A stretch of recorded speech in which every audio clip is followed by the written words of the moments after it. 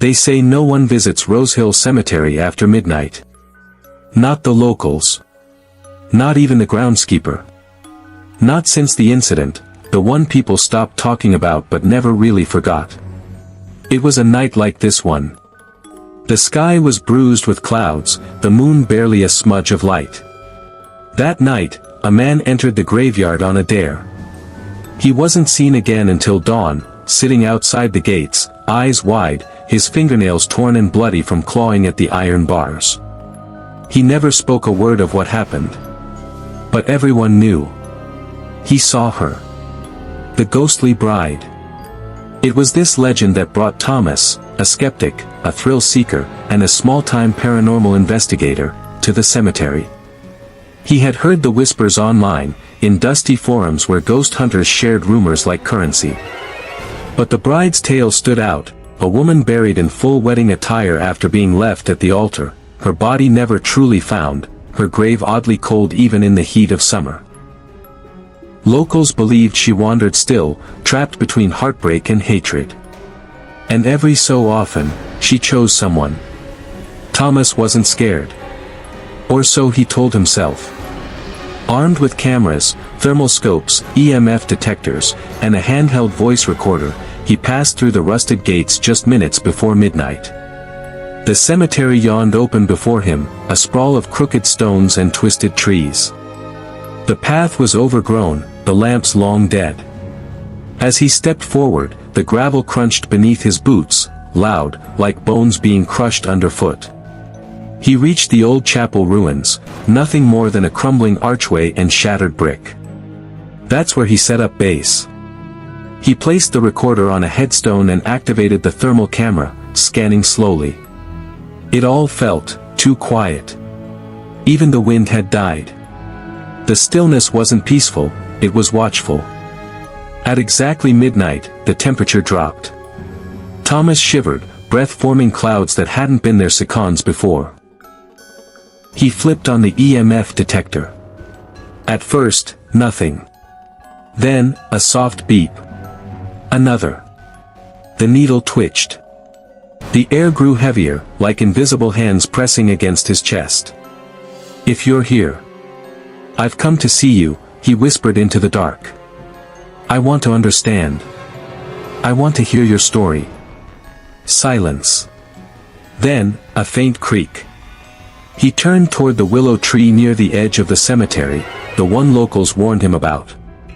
Plot 42 lay just beneath it. Her grave. He approached, slowly, the beam of his flashlight slicing through the fog. The willow's branches hung low, trailing like veils across the headstones. The wind returned, only under that tree, soft and whispering, like breath against the back of his neck. The EMF detector spiked. Thomas crouched near the grave. The nameplate was almost illegible. Scratched out. Or worn away by time. He asked again, "Are you here? Are you still waiting?"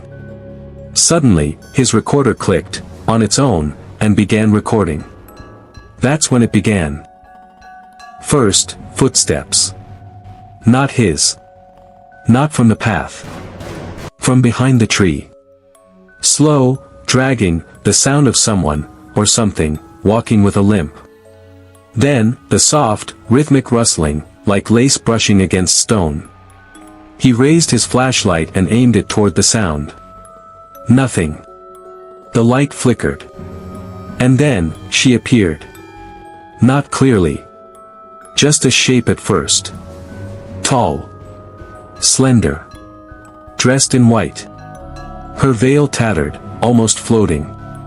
Her skin impossibly pale, her eyes shadowed hollows. Thomas froze.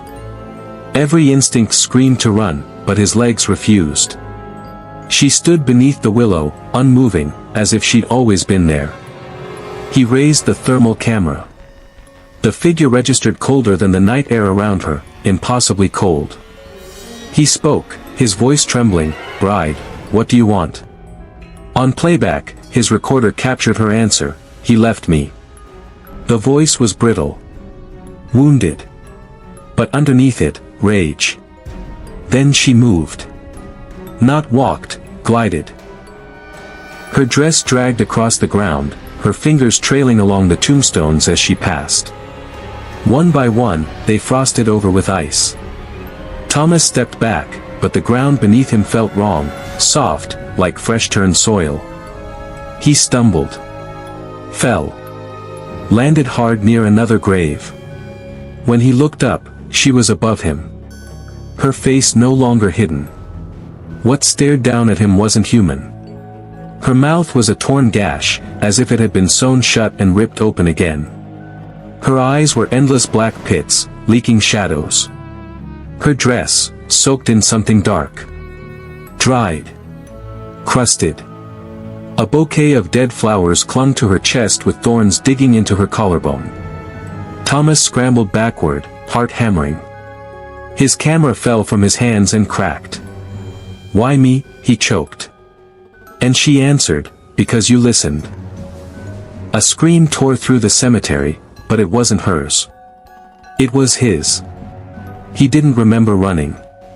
He didn't remember clawing at the gates. But when the groundskeeper found him just after dawn, Thomas was covered in mud, scratches lining his arms, eyes wild. He refused to speak for days. When he finally did, all he said was this: "She's still waiting. Don't let her choose you." The footage he recovered was glitchy.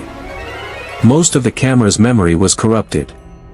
All that remained was 13 seconds of thermal footage showing a figure, and a single whisper. "He left me." Thomas never returned to the cemetery. But sometimes, on quiet nights, others do. Drawn by the legend. Tempted by the dare. And under the willow tree, the bride still waits. Not for her fiancé, but for the next soul to hear her weep.